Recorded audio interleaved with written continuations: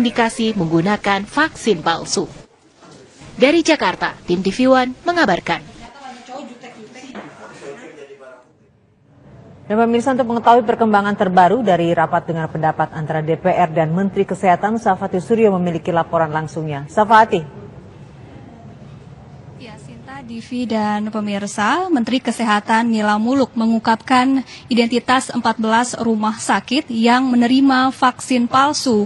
Hal ini diungkapkan oleh Menteri Kesehatan Nila Muluk dalam rapat dengar pendapat dengan Komisi 9 DPR yang juga turut dihadiri oleh Badan Pengawas Obat dan Makanan, kemudian Bareskrim Polri dan juga Ikatan Dokter Anak Indonesia yang sampai saat ini masih berlangsung.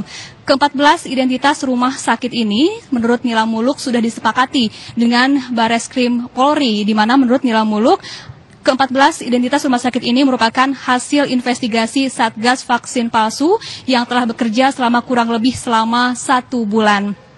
Pemirsa, ke-14 nama rumah sakit tersebut mayoritas berada di kawasan Jakarta dan Bekasi, di antaranya Rumah Sakit Dr. Sanders Bekasi, kemudian Rumah Sakit Bakti Husada Bekasi, Rumah Sakit Sentra Medika Gombong, Rumah Sakit Ibu dan Anak Puspa Husada, Rumah Sakit Karya Medika Bekasi, Rumah Sakit Kartika Husada Bekasi, Rumah Sakit Sayang Bunda Bekasi, Rumah Sakit Multazam Bekasi, Rumah Sakit Permata Bekasi, Rumah Sakit Ibu dan Anak Gizar Bekasi, kemudian Rumah Sakit Hosana, Rumah Sakit Elizabeth Bekasi, Rumah Sakit Harapan Bunda Jakarta Timur, dan juga Rumah Sakit Hosana Bekasi. Adapun menurut Nila Muluk, pemirsa, penyebab peredaran vaksin palsu di Indonesia ini merupakan akibat dari kelangkaan vaksin di Indonesia.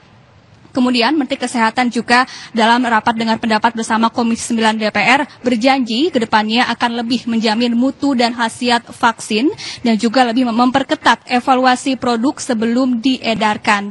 Adapun pemirsa, menurut Kabar Reskrim Polri, Komjen Aridono, pihaknya sudah menetapkan 20 orang tersangka pengedar vaksin palsu di Indonesia. Ke-20 tersangka tersebut ada yang berperan sebagai produsen, ada yang berperan sebagai penjual dan juga sebagai eksekutor. Mayoritas dari para tersangka ini sebelumnya juga pernah bekerja di bidang farmasi. Sementara itu, menurut Kepala Badan Pengawas Obat dan Makanan, pihaknya sudah menemukan 12 situs online penjual vaksin yang sudah dilaporkan kepada Kemenkominfo untuk kemudian diblokir.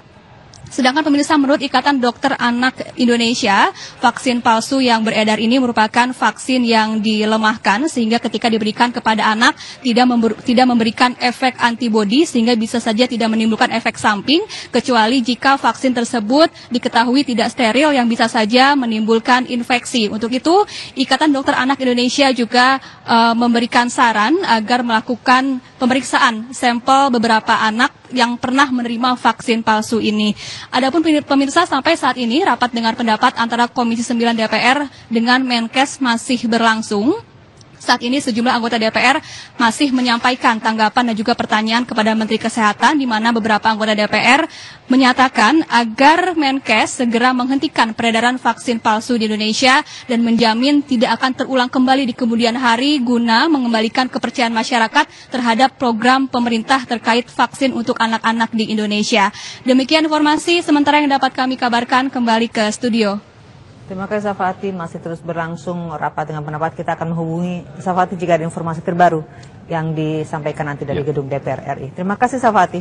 Jadi tadi sudah sangat jelas disebut ada 14 rumah sakit ya, yang diindikasikan menggunakan vaksin palsu gitu ya.